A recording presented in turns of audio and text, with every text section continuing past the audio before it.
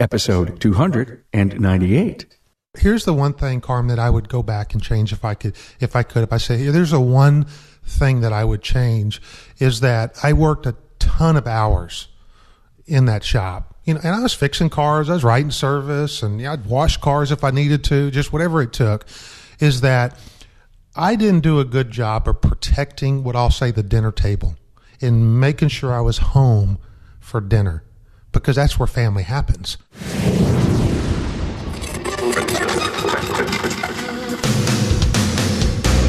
Welcome, aftermarketers, to Remarkable Results Radio. Listen to learn just one thing from today's episode on your journey to remarkable results.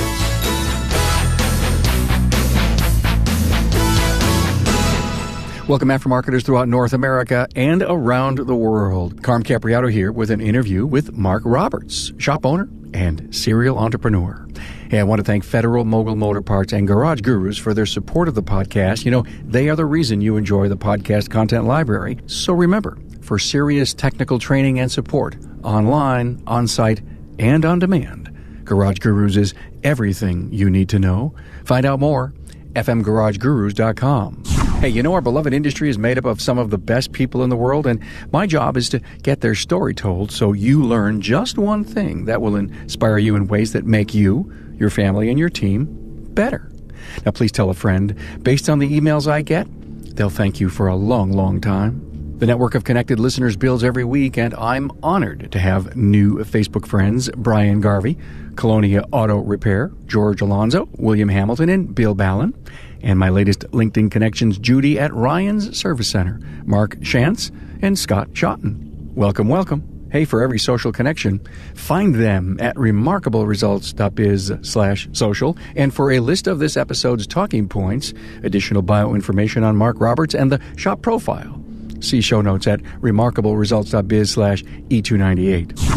Now meet Mark Roberts. Mark and I met at the Auto Vitals Digital Conference in Santa Barbara in January 2018. Now, I had plans to interview Mark before I got there, but ironically, we stayed at the same Airbnb house during our stay. I got to Uber to the conference and go to dinner with him. Mark Roberts is a serial entrepreneur, and we talk about it. He owns Schertz Auto Service in Schertz, Texas, and he's got an interesting way he runs the company. See, he just doesn't show up. In fact, his team doesn't even want him there, and he tells you the story. How did he become a serial entrepreneur? Well, as Mark tells it, he liked money, and he started looking to make money at the ripe old age of 15. He was an enterprising young man that looked for work opportunities everywhere. He loved computer software, and he worked to support, back in the day, IBM mainframes. It's also interesting how he became a shop owner. It's a great part of the story. I'll give you a hint. Mark shares a very powerful story about the value of family. He practices work-life balance, has a succession plan in place, is working on his second location, and he shares his technician's pay plan, loves to invest in the community, and discussed his implementation and the value of his digital vehicle inspection program. As has been the legacy of the podcast and the 297 episodes that have come before this one, your learning curve has never sounded so good. Now, meet Mark Roberts.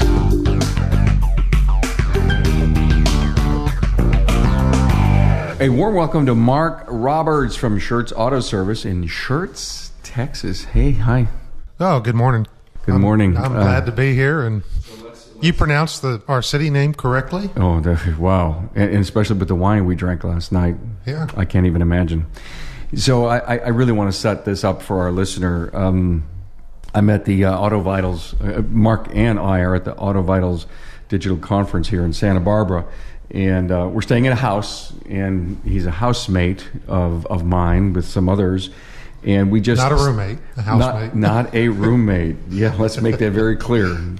So we're hanging out, we're talking. I think we were at the kitchen table that night. And what Mark doesn't tell me is that he's a huge, huge fan of the show. So I started to tell him what I do, and I mentioned it. He goes, I listened to that. And then I'd say something, I listened to that. That was really good. Oh, and what you did last week. And so here it is. I have an opportunity to interview a heck of a guy who's really almost like a serial entrepreneur. And, you know, basically, didn't I ask you the other day, when do you find time to go into the shop? Well, and my response was, I don't.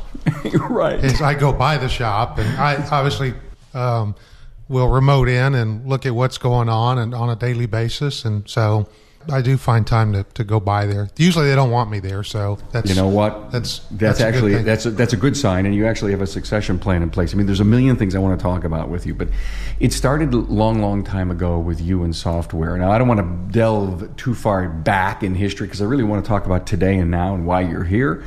But you were a software guy, a data guy. Well, it was just I became fascinated by it, and I wasn't, I really just kind of know enough to be dangerous.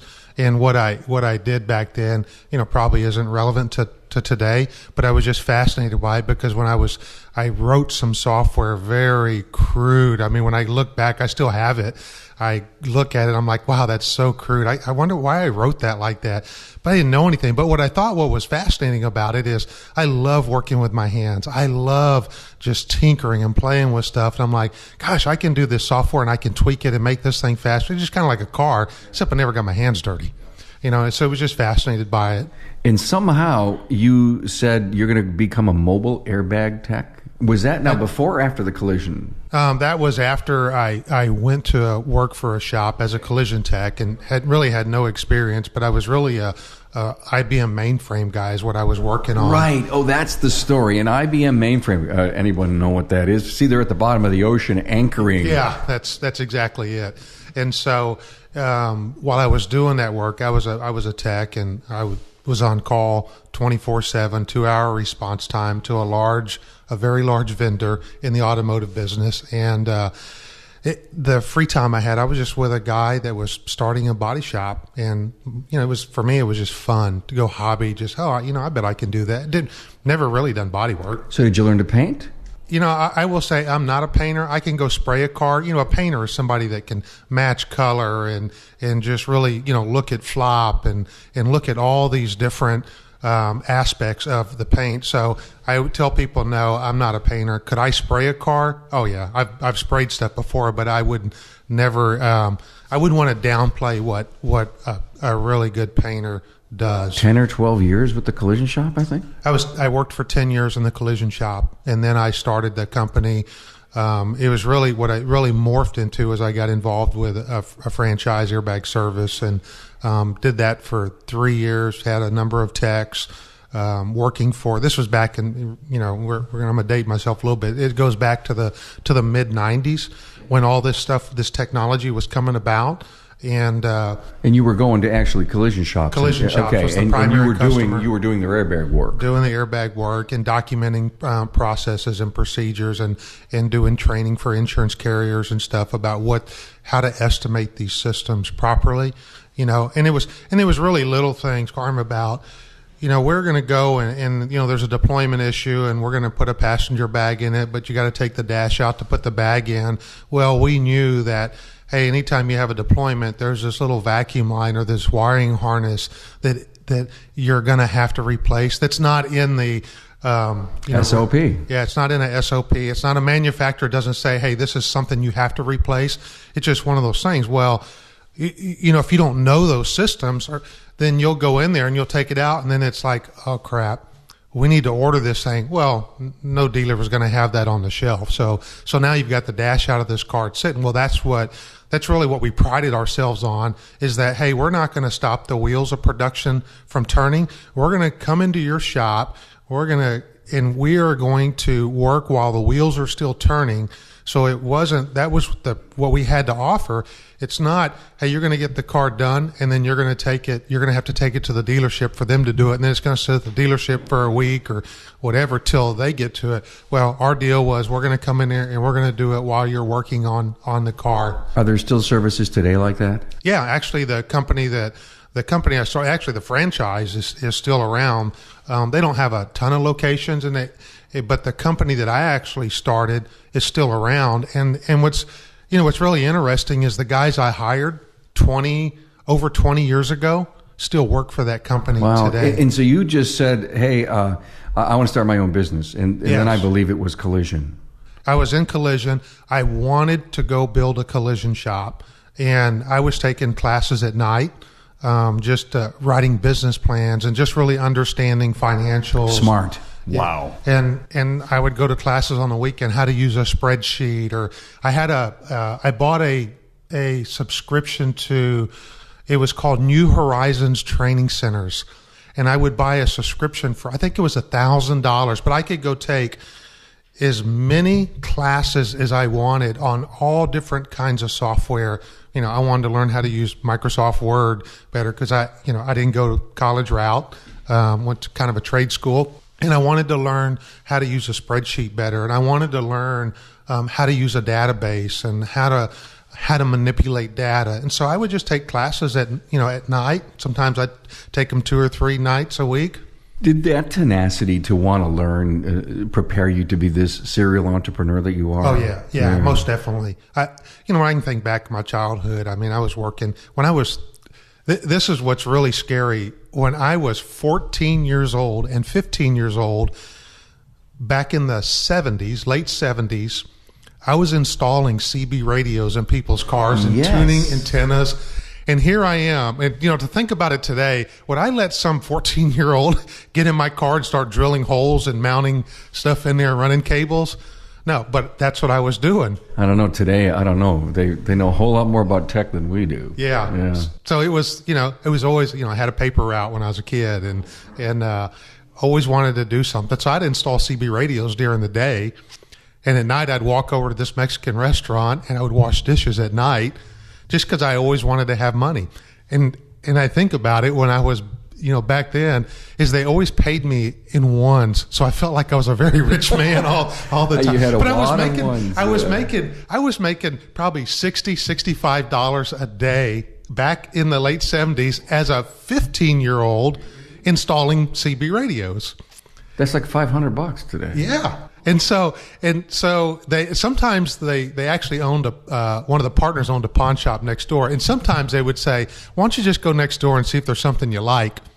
And I would go next door and hey, I want one of those stereo. Ooh, those are big speakers. Yeah, I want some of those. Oh wow! And so I did so that. Funny.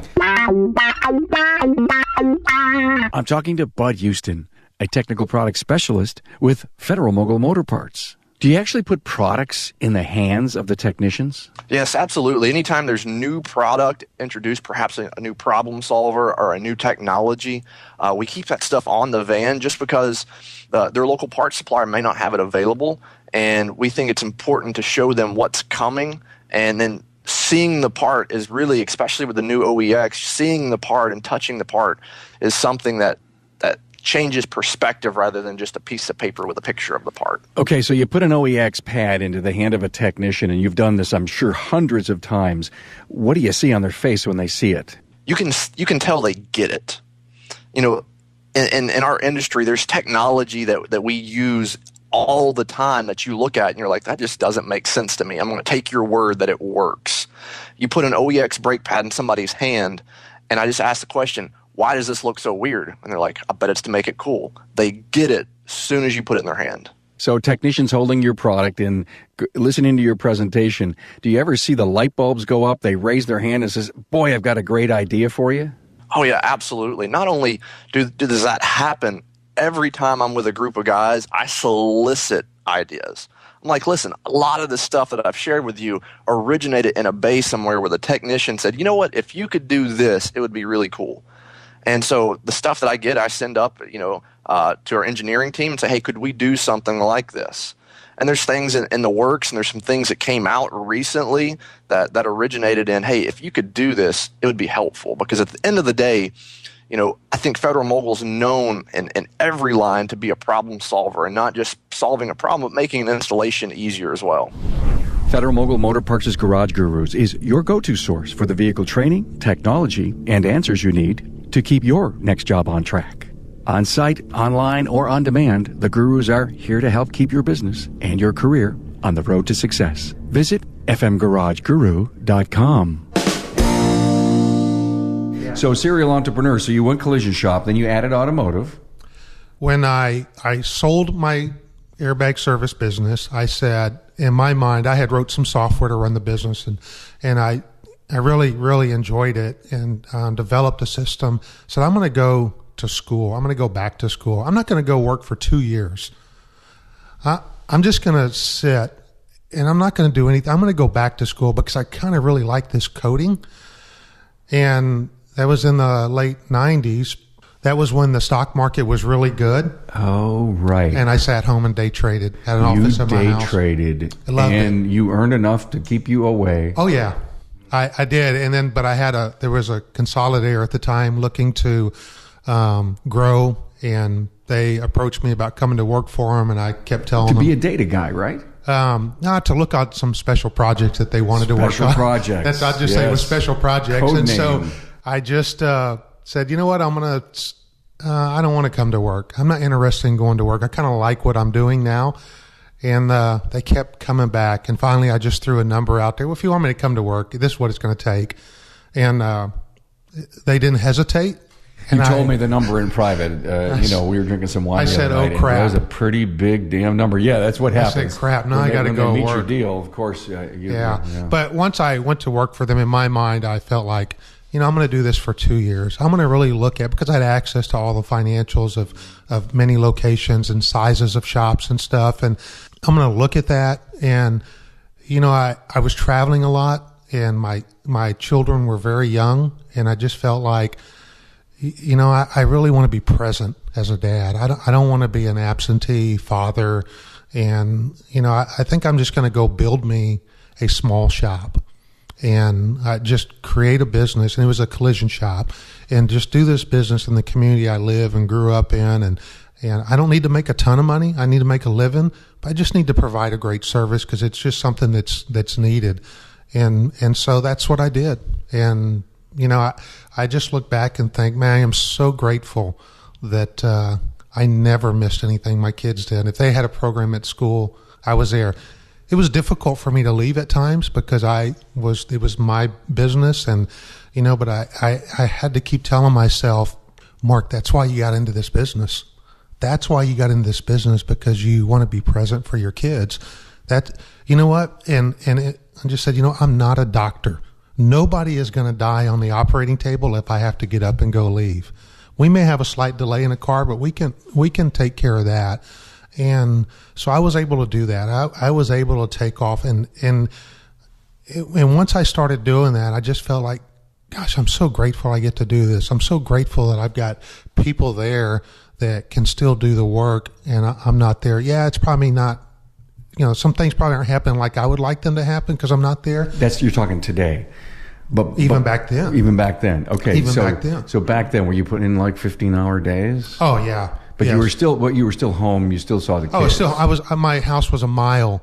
My house was a mile from the shop. My parents lived a quarter of a mile from the shop. Everything my kids did was within, really a mile of that shop. Here's the one thing, Carm, that I would go back and change if I could. If I say, there's a one thing that I would change, is that I worked a ton of hours in that shop. And I was fixing cars, I was writing service, and I'd wash cars if I needed to, just whatever it took. Is that I didn't do a good job of protecting what I'll say the dinner table and making sure I was home for dinner, because that's where family happens.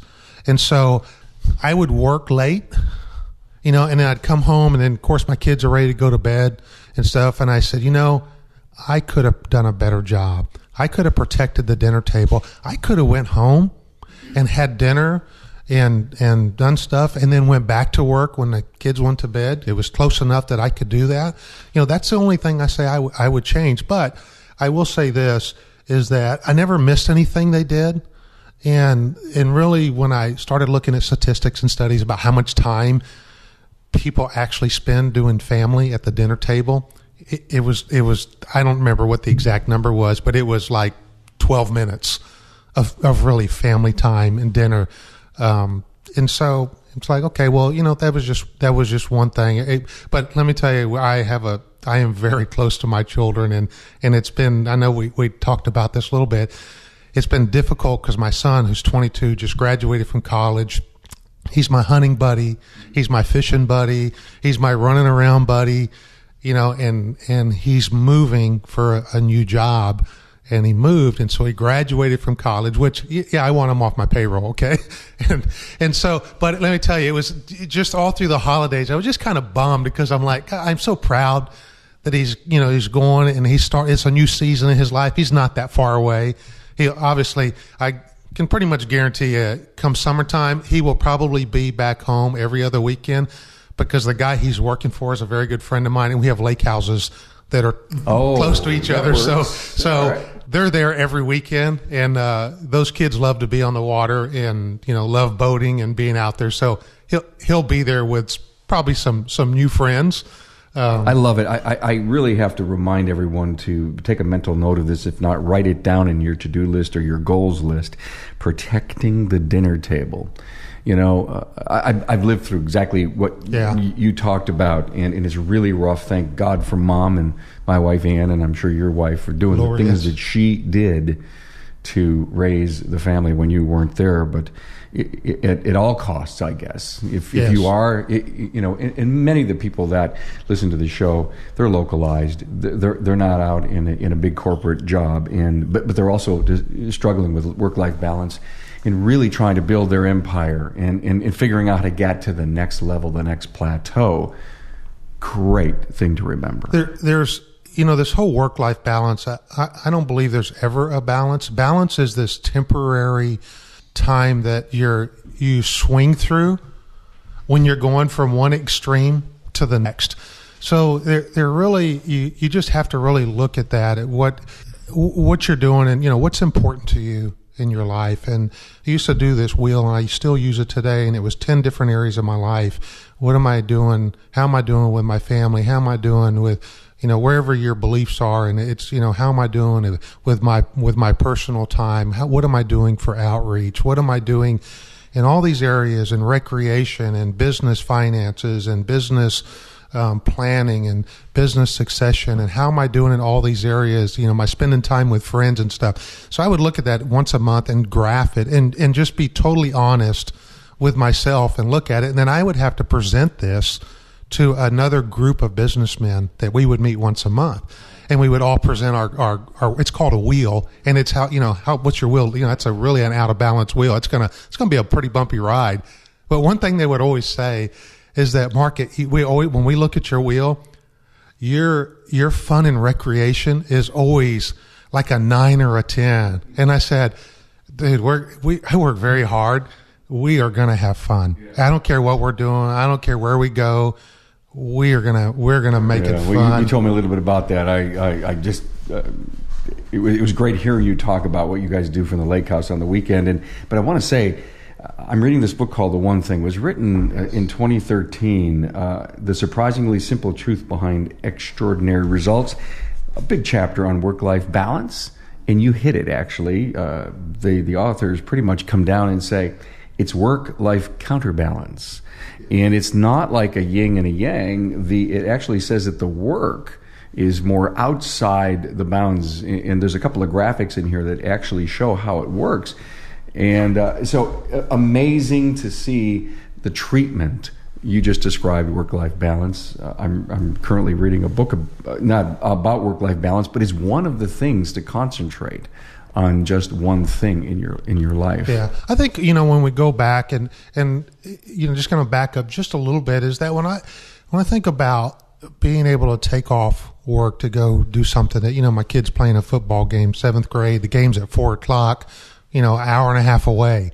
It's like, well, how many guys get to go take off? And I'm thinking, man, if I worked for an employer, hey, my kid's got a football game every Thursday or whatever. And I really, Carmen, I was just so grateful that I was in a position and had the opportunity to do that. But I really felt like I never want one of my staff members, an employee, to not be able to take off. I don't think they have to be an owner to be able to take off. And so I always stress on people, hey, if your kids are doing something, you take off work, you be present. I don't care if it's 10 o'clock in the morning, they're in a play at school or whatever. You take off and go do it. Look, nobody's going to die.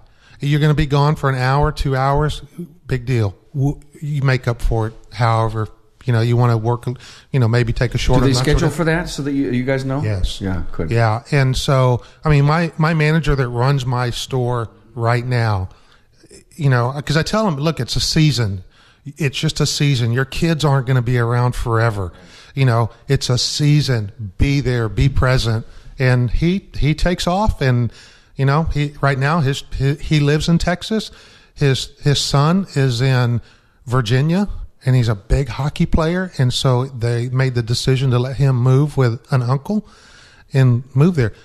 My manager flies at least probably twice a month. He'll take off early and fly out there to go visit with us. That's why I'm at the conference today, is because he goes, you need to go be my proxy, because my son has a tournament. He says, if it was one game, it'd be one thing. I'm like, no, that is the right thing. You mean I wouldn't have met you? You wouldn't have met me. No, I wouldn't have met you. No.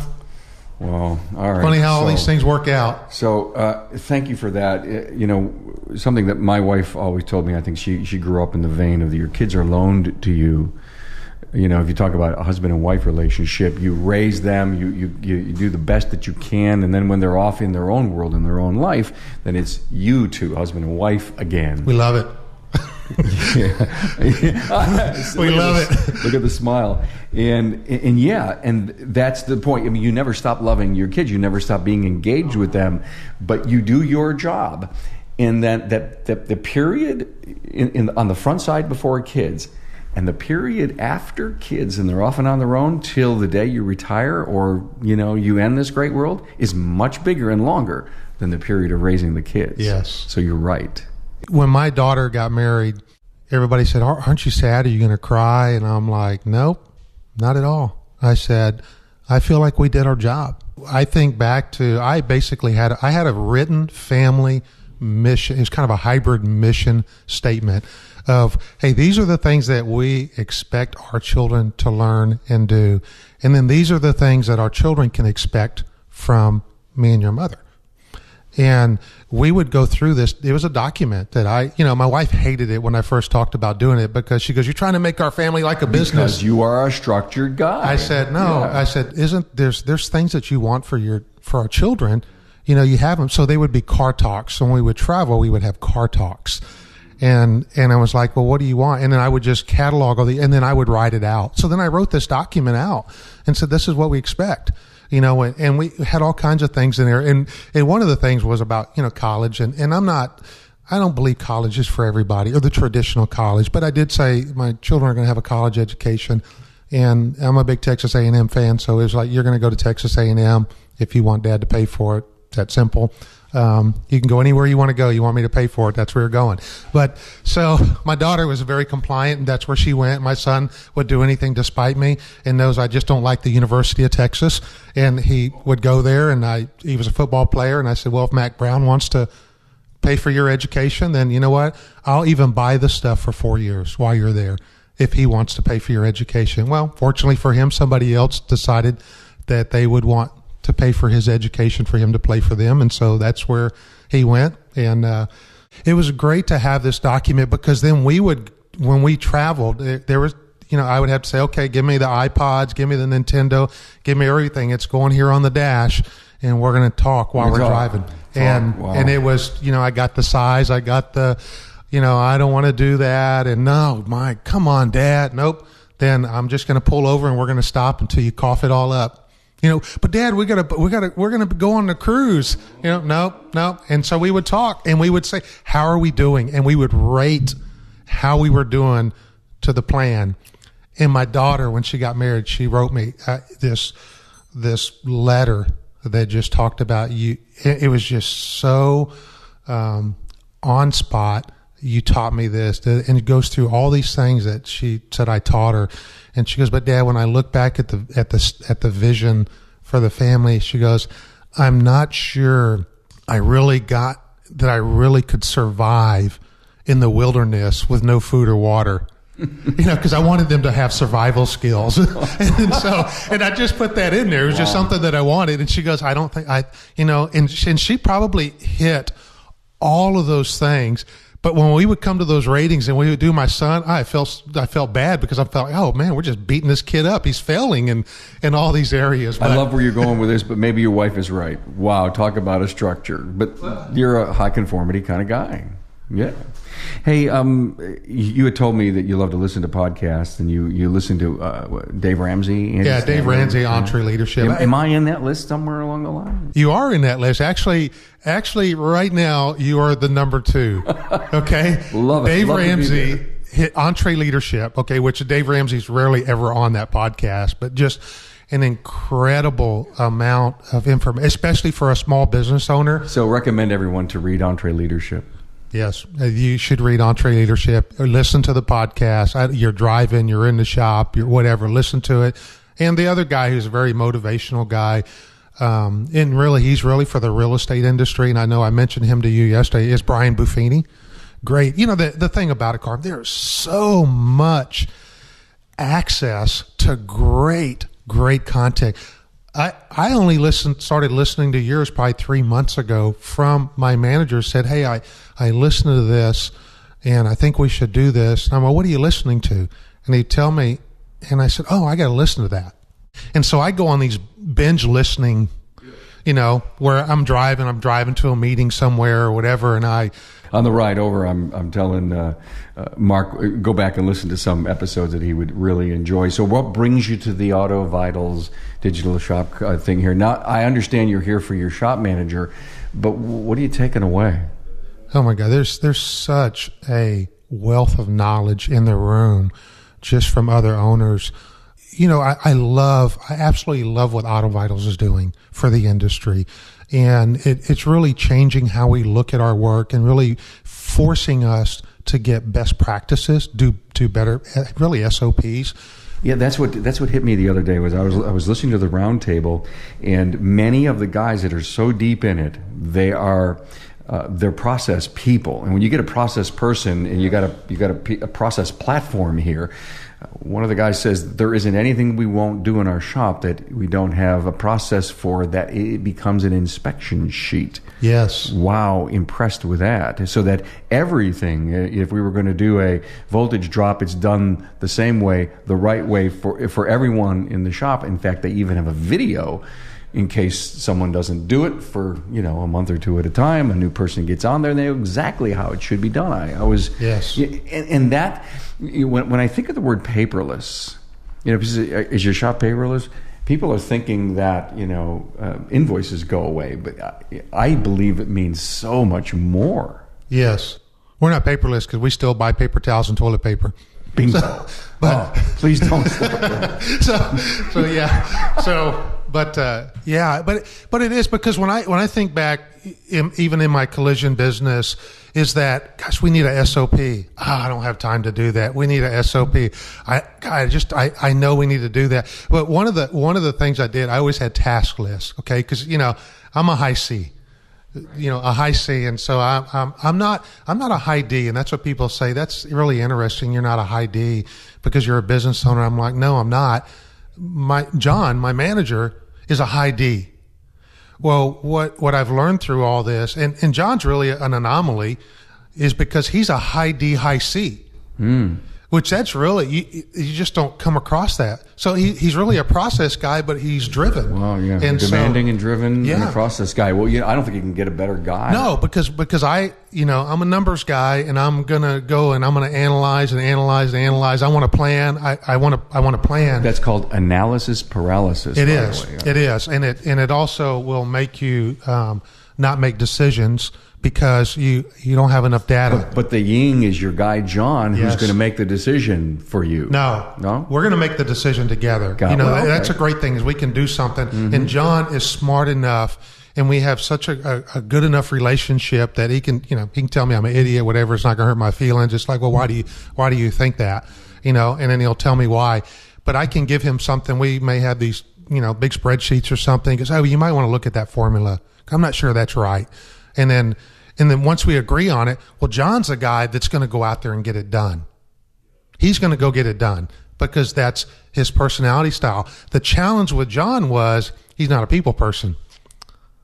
You got to have people to get your plan done. And anybody can be a high D and a driver and stuff over the short term. Where's his influence? Does he have any extroversion at all? No. Oh, But he knows that now, and so he knows that. So when I coach him, it was always in that aspect. But I don't mean this to offend anybody. He was an East Coast guy. hey, what do you mean? Hey, stop. Yeah, he's an East Coast guy. It's just everything was black and white for him. It's black and white. I'm like, no, John, there's gray. No, it's black. It's either this or that. Not, well, there's some gray. And what's interesting now is because he has a lot more responsibilities, on day-to-day basis and running the business and stuff. And he says, well, here's what I've learned. I'll just say he can be a real butthole in nice words. He would tell you it's different, and that was the difference between us. I'm the really nice guy, and he's the guy that's not the really nice guy. But he'll say, he goes, here's what I've learned. He goes, there's gray. There's a lot of gray, Mark. There's nothing's black or white anymore. You've helped them see the light. It's called gray. Yeah, it's gray. And you're doing a succession plan with him and one of your other people. Yes. Wow. Great opportunity for these guys. Yeah, when I worked for this gentleman, wonderful guy, learned a lot from this guy in running the business, and he was very quiet. He never, sat down and actually mentored me. I just learned by watching how he operated and stuff. Fantastic guy. But the one thing he told me is that you'll never own part of this business. My children will never own part of this business. Because my friends have had businesses and their children have screwed up their business or screwed them in business. And in the back of my mind, I was just thinking, gosh, I just want to own. I want to be an owner because I think there's a certain psychological thing about saying I'm an owner, and for me, it's not about ego. I think it's psychological. Yeah, I'm proud because I'm part of this. And I always felt like, gosh, if I would have just owned 5%, I would have paid for it. Then I'm an owner. Most people thought I was an owner. I treated it like it was mine. I just worked hard, whatever we needed done. Cause I knew, hey, if we got cars coming in, I'm going to have a paycheck. Guy took very good care of me, but I just felt like, I don't want someone that's worked for me for years and just been a dedicated person to have to go out and become become a competitor, in one day, or just have to go out and, because I know the struggles I went through starting my business and stuff, is that I want to see them grow. I want to see them excel. I want to see them do great things. And then I want to see them pass that on. So I felt like I'm going to allow them. And people told me I was crazy. I was stupid and you shouldn't do that. You can get screwed. I can get screwed all kinds of ways, And so I said, but those guys are dedicated guys. Those guys are the ones that have been, those guys are the ones that have been building that business the last couple of years. And so we built a brand new shop, and we actually separated our collision division from our mechanical division and just created another company, operating company. And so when we did that, I said, each of you guys, I said, in my mind, I'm thinking I would like 3 people in the shop. I want a manager, I want a lead tech, and maybe a service advisor to have, 10%. Maybe somebody owns 20, the manager owns 20, lead tech owns 10, and a service provider owns 10% of the business. And so we created this buy-in basically that they could do. It's kind of structured over 10 years. And I've told them, hey, I'll probably speed up the plan, at 5. I just want to see you be successful, and I want to see you grow. And, I have a number of interests that I do, and it's I'm having fun. You are a busy guy. I mean, he was just telling me all the things that you're in construction. You're on a board of utility. Whoa. Yeah. I'm on the board for a large utility, and we have a couple subsidiaries. So we're involved in internet. We're involved in fiber to the home. Yeah, you were telling me about all that stuff, and I actually lost track of all the things you were doing, but it almost makes sense from the automotive and collision perspective to give up a little, because you're not spending the kind of time there, but the business is in good hands if you give them a piece of it. The truth be told is that he's a better manager on day-to-day than I am. I'm a hunter, gatherer. I want to go get it started. Like, we're working on building another shop. And so I tell these guys, what am I doing that I shouldn't be doing? What am I not doing that I should be doing? What do you think I should be working on? And I literally got me a little, because I've always been in the shop. When I built my new shop, I didn't build an office in it. And I literally got a little bitty desk to put in our break room just so I could put a laptop on and stuff. And I went in there I put it together, it's a cheap little thing, just something to have a little platform. And I was carrying the boxes out to the trash, and I'm coming back up to the office, and the manager and the lead tech got that desk lifted up, and they're carrying it outside. And I'm like, what are you doing? They said, hey, you didn't build an office here for a reason. You don't need a desk here. You don't need to be here. You out. Yeah, that's pretty much what they said. We got a good kick out. That's pretty much what they said. So, things were, and I've had some associates say, it's just not the same because you're not here. And I know that's kind of a transition thing because literally I go by there twice a week. I kind of make my rounds, but if they need something, we're on chat. If they need something, they call me. I look at KPIs every day. I look at, the great thing about Auto Vitals is I absolutely love it because I log in at home. I have it running on a screen. I know where every car is in that shop. Yeah, you can see it. So tell me, how hard was it to implement the system? From my perspective, it's actually pretty easy, Carm, because I tasked John with that. I went and visited a shop that was running it 4 years ago when they kind of in infancy, and I went and I'm looking at this technology and I'm thinking, wow, Bill Connor was so gracious. And anytime I'm traveling, I visit shops. If I drive by a shop and I see, wow, that's a really good looking facility, I want to go, but I'll call. I'll drive, I'll make a note, I'll go look it up on the internet, and I'll call and to see if I can get a hold of an owner. I'll let them know I'm an owner. Sometimes I'll walk in, I'll give them a business card and say, hey, I'm a shop owner in Texas and saw your facility, I like real good.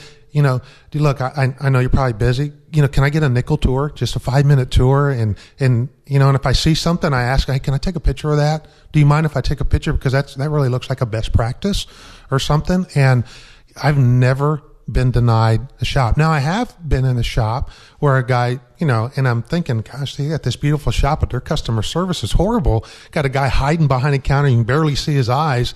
And I say, hey, you got time?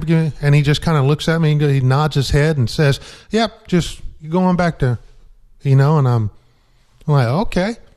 There was just so much crap everywhere, and I'm like, oh my goodness. Business culture today is like huge, and anyone who could take that leap into becoming a great leader and implementing the right culture and the behaviors and the values in the business, you could walk into a place. You could walk in and recognize the unbelievable culture that places have, and some of them that don't. Right. And that person who walks in, quote unquote, the customer, is affected by that energy, lack thereof.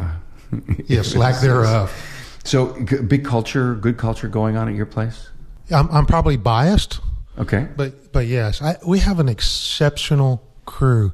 It is so neat that, it's kind of hard to explain, I guess, that we get so many compliments across so many platforms. And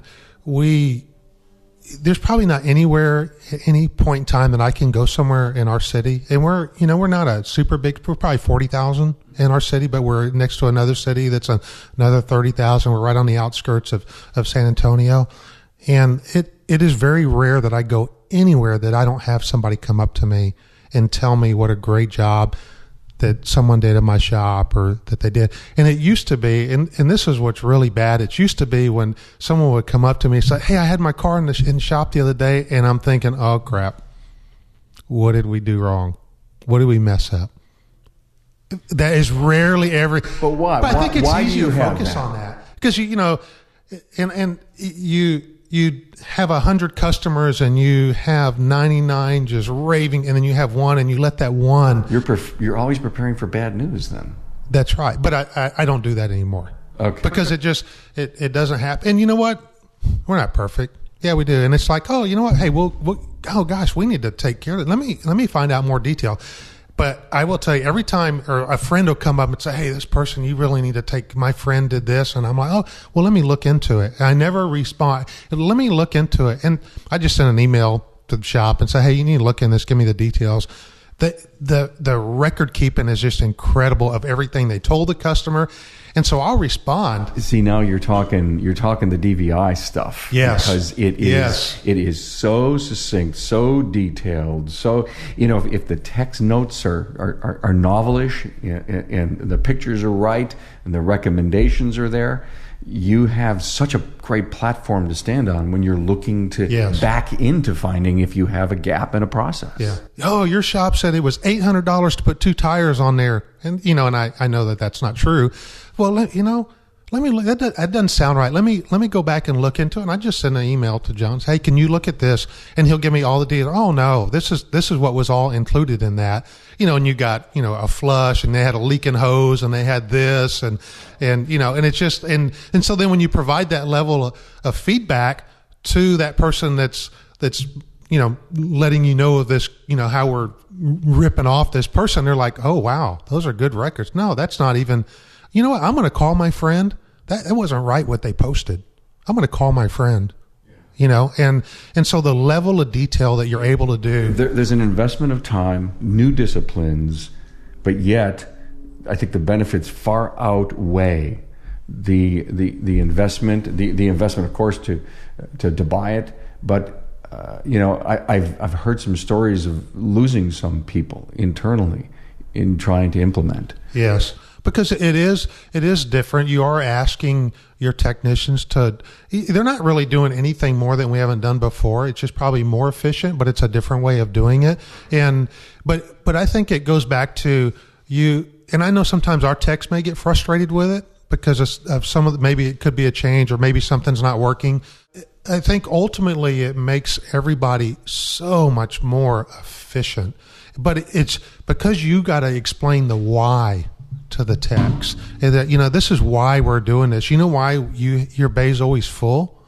Because we're able to do this stuff, and we're able to make these recommendations to our customers. We're able to tell the story to our customer, which keeps us bringing us more customers or the same customer for these services.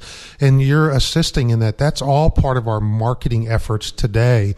Marketing isn't buying a Yellow Page ad anymore. It's you're looking at you're looking across these many platforms on a daily basis to see what people are saying about you. But we've taken some of that stuff from the front, we've shifted it to the back, but ultimately it's making the text better. And, we're I don't want to say we're different from everybody, but we're probably not the norm because we don't pay on flat rate. Our techs are hourly. We pay based upon efficiencies, but we pay based upon technician team efficiencies. Now, we're small enough, we have 6 techs. We're small enough to do that. So those guys work together. They see somebody struggling on something, they're going to go help them out because they say, hey, we want him to be efficient because we want our efficiency to be up. So let's go help him. Let's go understand him. You can build an incredible mentoring and an apprentice program in an environment where they're teaming together. Yeah. But don't get me wrong, we expect them to be efficient. Yeah. So you're tracking their production, you're tracking their efficiencies. Yes. Okay. And do they see it daily, weekly? They do. They can get the number daily if they want. I mean, obviously through Auto Vitals now, they can see that number. They can look at that number very easy because it's on their tablets. It's there. It's there. And then when we do we're bi-weekly pay, then that's when we look at it. But we look at it because we want them to be efficient, and we want the service riders for them to be. So if the tech gets a efficiency bonus, the service rider gets it too. So the service riders are monitoring it also. And that's where that relationship and communication comes in. The service rider needs to sell the recommended services. And Correct. If they trust the information, and the information is whole that's coming from the tech, it's easier to do. And it's not, there's no initials. Talking to a bunch of guys here that said it's become very easy for many of our service advisors to be so confident. It's the confidence level that we've done this great inspection. We've got the proper information. We know the SOPs have been done right.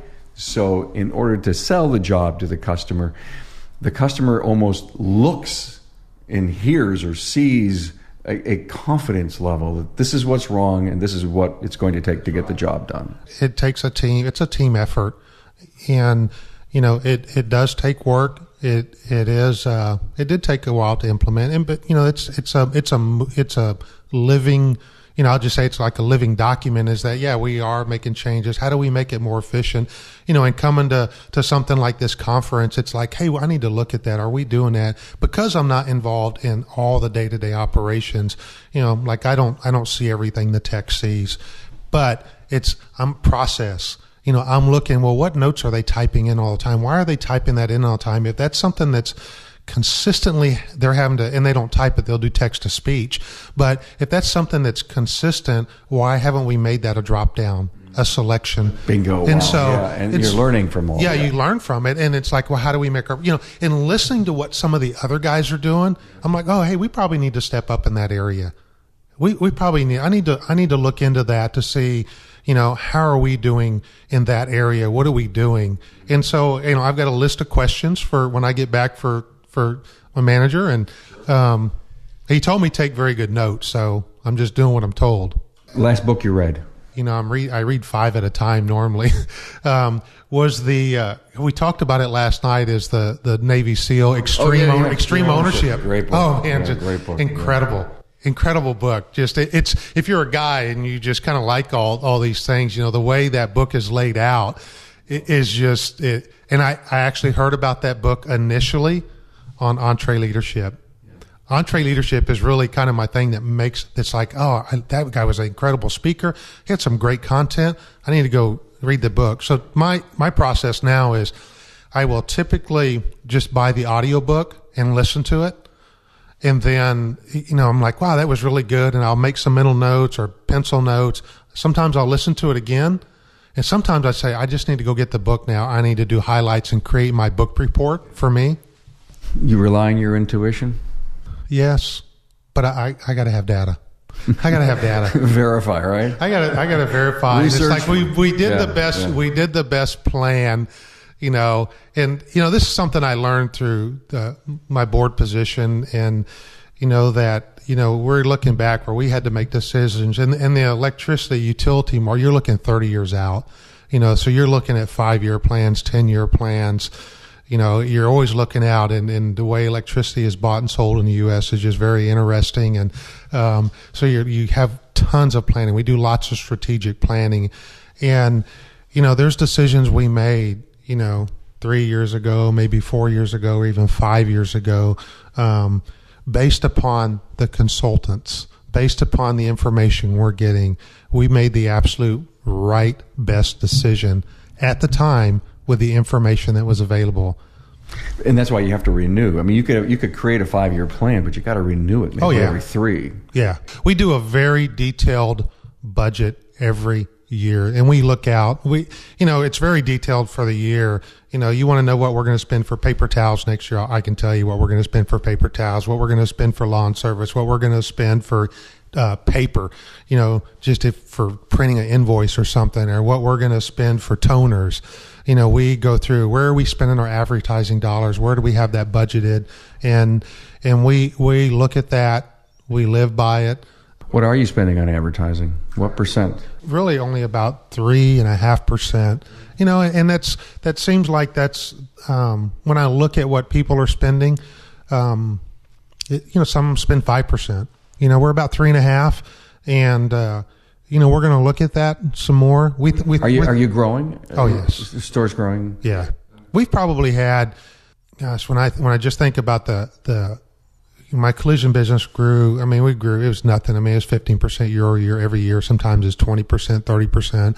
Our collision business, I can't even. It's probably last year was probably about 18%. This year we kind of scaled it back a little bit. We just really felt like that. Hey, we are in this new facility. We can do more. We just figured 15% year over year over our original plan. Because we killed our plan for last year. And it's like, just let's be reasonable, though. Because it was always, my expectation was 15% year over year.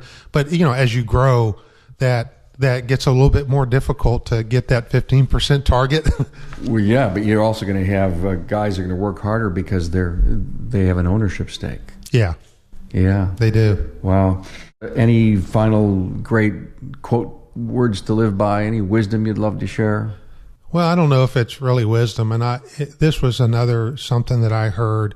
You know, we've talked about what we do for philanthropy. I can't even release. I've never been philanthropy. I've never even been able to say that word. It's a tough word to say. It's kind of like Massachusetts. I can never say that word. No, and so it's when we talk about that, and people always say, well, I'm giving back, and I heard this from Rabbi Daniel Lapine, who was a speaker on EntreLeadership, and I bought his book and read it, and it's just something that just really stuck out because I love to give. I absolutely love to give. I mean, and I have a charitable trust set up that a mentor helped me and taught me how to fund it, and to be able to give through that trust, and so we get to support a number of different things. And I always said that the problem with me in business is I'd give it all away.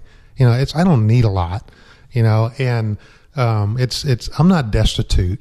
We just, my kids are spoiled. We just, we gave them way too much, and they recognize it and stuff. And so, they would get mad because it's like, I won't buy them a new cell phone, but I'll give, I'll make a substantial contribution to something, and they know about it, or some program will happen, and they'll say, we had this donor, and they're like, Dad, that sounds like something you did. Did you do that? And I don't tell them everything, but I heard this, when you say, well, I'm giving back, it's when you think about it, it can be a negative connotation, is that you charged too much and now you feel guilty, so you're giving some back, or you took too much and so now you're giving back. So what he always says is you're choosing to invest in the community, or you're choosing to invest in a program, because ultimately that's what it is. It's our choice. We get to choose what we're going to support. And it's not about giving back.